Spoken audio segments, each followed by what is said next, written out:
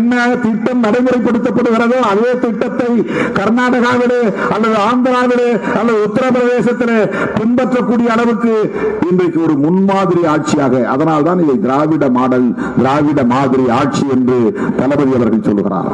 நாங்கள் பிறருக்கு ஒரு மாடலாக இருக்கிறோம், எங்களை நீங்கள் பார்த்து பின்பற்றக்கூடிய ஒரு முன்மாதிரியாக இருக்கிறோம் என்று சொல்லத்தக்க வகையிலே ஆட்சி நிர்வாகத்தையும் திறம்பட செய்து கொண்டிருக்கிறார்.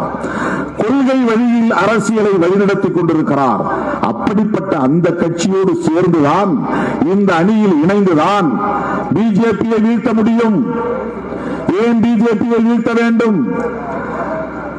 அரசமைப்பு சட்டத்திற்கு ஆபத்து.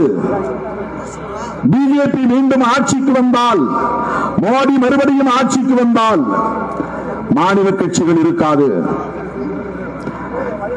தேர்தல்கள் நடக்காது,